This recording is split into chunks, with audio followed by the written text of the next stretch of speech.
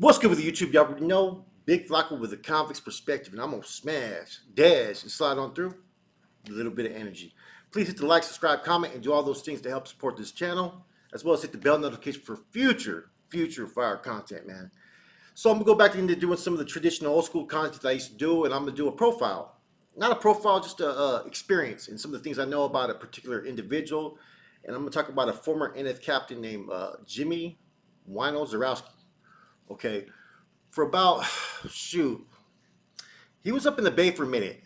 Wino was, and he was still up with actually Tex. And I think for a minute he was one of Texas lieutenants. Eventually, he got elevated to a captain status at one time. By the time he got to Corcoran, okay, he got sent sometime around late '90s from Pelican Bay to Corcoran shoot.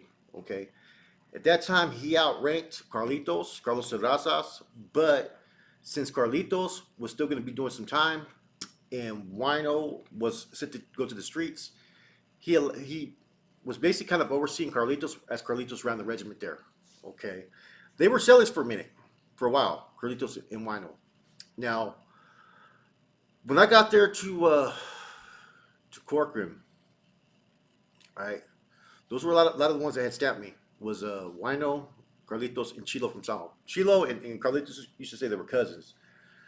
Now, Wino, the way I was got at was when I got to the streets that if I was approached by anybody, that I was to tell them directly that I was under the regiment of Jimmy Wino Sierowski out there in the streets. Now, the whole goal, what I was told later on, was that Wino was supposed to go out to the streets and oversee all the regiments.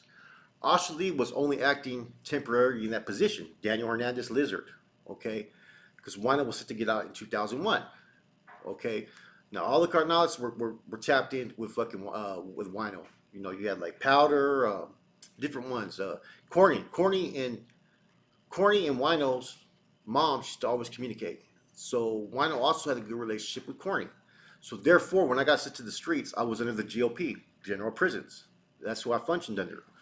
But I was plugged in through Ashley to directly work with Chico Rose. Now, Operation Black Widow happens. You know what I mean? And see, what people don't realize is that when Wino was in Corcoran, uh, they did a good job there. They spread a lot of unity. Wino wasn't what you would consider your typical looking Karna. You would think that he was an old school wood, basically.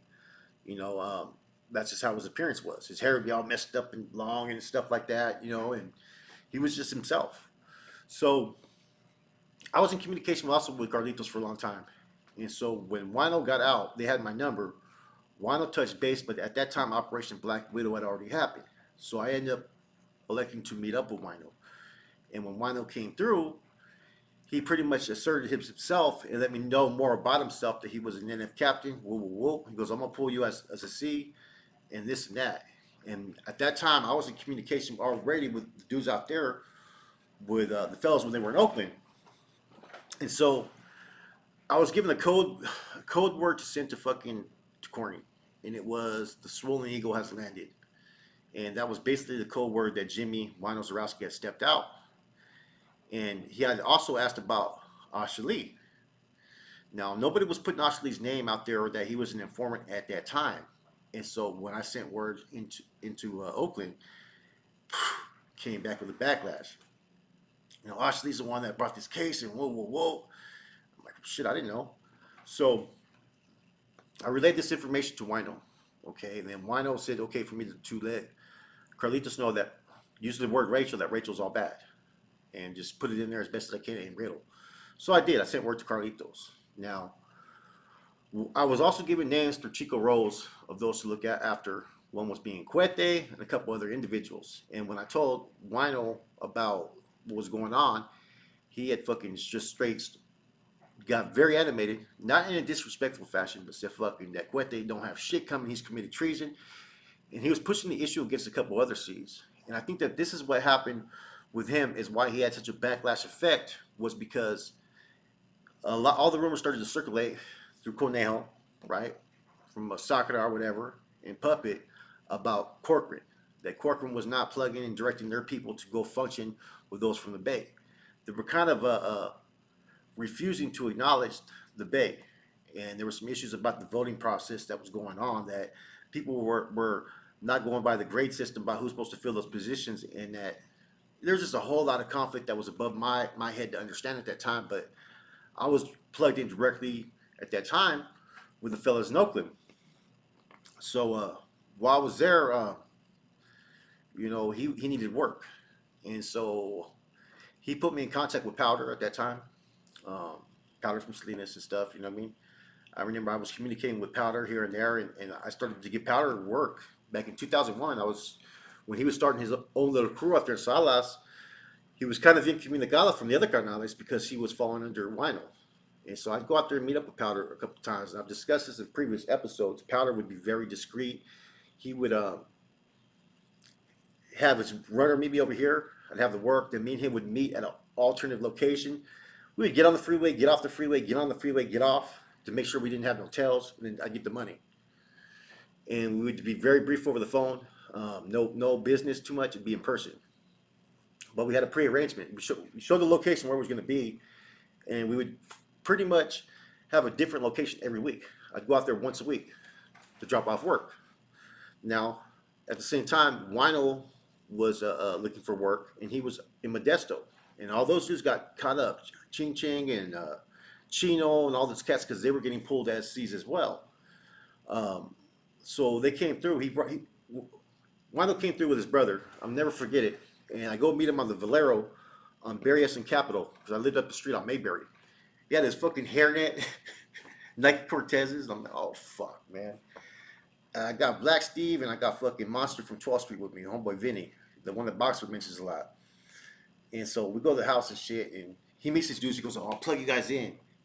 And then that's when fucking, I guess, Black Steve had heard from Charlie, like, to get out of there. You know what I'm saying? Like, they didn't want to intermingle too much with the regiments. I think that was the day that they ended up putting the one homeboy on freeze, Chiniquas, because of Gato. But there's a whole bunch of stuff going on. But in any event, I ended up dropping fucking Wino 2 pounds at the time for like $4,600. This was like 2001.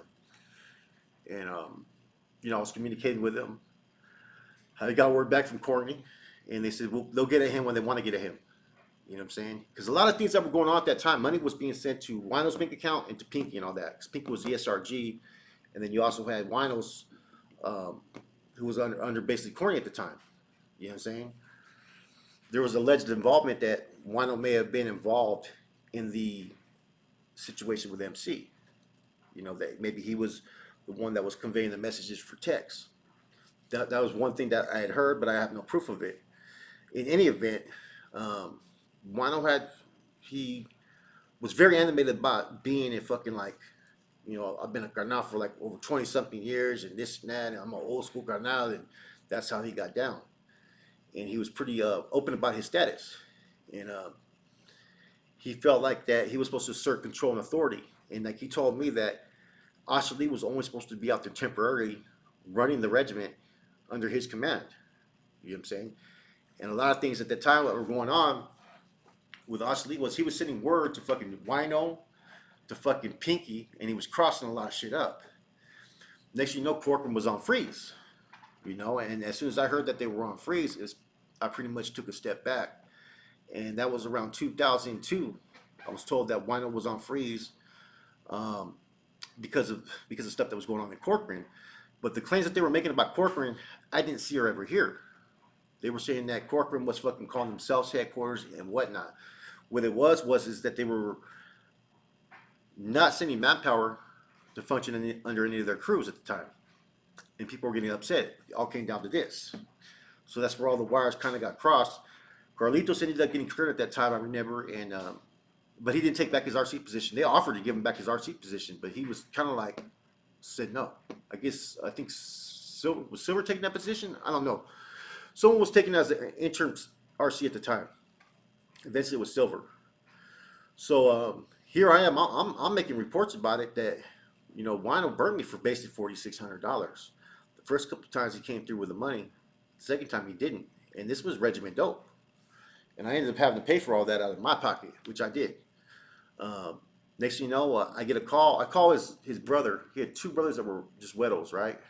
Like light-skinned dudes that didn't run with the homeboys. And they're like X-Files, like talking about the feds. I'm thinking X-Files, feds. What the fuck is going on around here? Doesn't mean you don't pay me my fucking money. And so next thing you know, I started getting that, tried getting at Carlitos, and I tried getting at some other people that I was told just to wait. They'll see what they could do about the money. Never heard anything back. And that's when I went in and found out that they were on freeze. That Wino was portraying to be like some general and all this stuff, which in a lot of senses, no, it's not true. But in a lot of senses, he kind of was misleading people to a certain extent, involving them in NF affairs. Because he had tried to file charges against Skip. He tried to file charges against Cuete uh, for treason. You know, he had tried to press charges on Lencho. He put Lencho on freeze. And Chico Rose, Wino was doing a lot. A lot of people don't realize that there's a couple of NF captains you guys do not hear about that actually were doing a lot. Boxer from Selma was one of them. Wino, Cheese, what's his name? Chispe? Chispo. Chispo was as well from Salinas. And but Wino was involved in a lot of stuff. And Corcoran had a stain based upon Wino and some of the things that he was doing because basically it came down to politics. Now, was Wino wrong on a lot of the claims he was making? I don't know. See, the reports that came from Ashley about when he was deemed no good and the investigation, Wino took the reports from Ashley and was filing charges based upon the fact of what Lizard provided. So I think Lizard's actions is pretty much what led to fucking Wino being deemed no good too. Because Wino was willing to take a stand against Cuete and them for some of the things that he had seen and heard.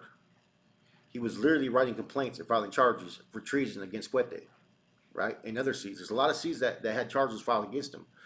But Operation Black Widow and it being revealed that Lizard was the fucking informant pretty much fucking kissed his whole career away, basically, man.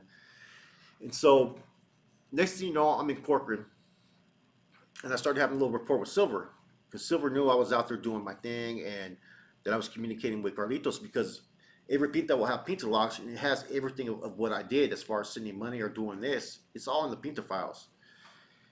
And he brought that up to me. You know, you sent this much money to Corcoran. It's much appreciated. I said, no worries, man. And so we were talking. And I'm like, Silver, what's up with Wino? I said, you know, that motherfucker burnt me for some money. And this is the NF captain I'm talking about. And there was a lot of question marks about who was filling in positions because no votes had taken place. The Bay, there were certain people that were supposed to be demoted, not to hold any rank, that were holding positions. So there's a lot of issues going on, man. So when I told Silver that, man, Silver got at me like this. He goes, Kabir. He looked around like this, and he goes, if you see him, put a bullet in his head. Basically told me there was a green light. That if you see him, put a bullet in his head. I'm like, figures, you know what I'm saying? After that, nobody's ever heard from Wino ever again. No one. He just disappeared. You know, I don't know if he's on parole. I don't know if he died. There's a mystery. I can't even find a picture of the Vato. You know what I'm saying? Here he is, a dude that was a colonel for a long time. Went from lieutenant to a captain. Was an NF leadership position. He was NF leadership. He had authority to make choices, decisions. He had voting rights. Couldn't get any type of information on what happened to him, man. So nobody knows, man. But that's my experience. That's my knowledge of him. He'd been a colonel, I think, since like probably the early 80s. For a long time. He told me 20 years. Over 20 years, he told me. So that put him maybe around 79 as far as being recruited. So I'm assuming that he got recruited during the split, you know, and it's one of those things you don't know what happens, man. But if you ever met him, you know, when you think of certain people who are holding leadership positions, looking at him, it's not what you would think. You would think he would look totally different. Like, think of Big Smiley. Big Smiley's a big dude, you know. Think of Skip, all tatted down. Think of Corny, got that look. Pinky and all that. Those are the ones you think of maybe as being NF captains. This dude looked totally like he didn't fit in this crowd. But he was seasoned, you know what I'm saying? He had a lot of pull, and he was involved in a lot more stuff than people realize, man. And one of those being the MC murder. I don't know what role he played, but Boxer talks about it in his book. And that's the first time I heard about it was then, man. So, and it makes sense. Him being Texas lieutenant for a while, it would make sense for him to maybe being involved in that issue or addressing it. But I don't know the extent details of the situation. Anyways, real quick spill. Hope you guys enjoyed it, man. let's kick off this month of June right. Got more stuff coming. It's your boy Flacco, ACP. I'm gone.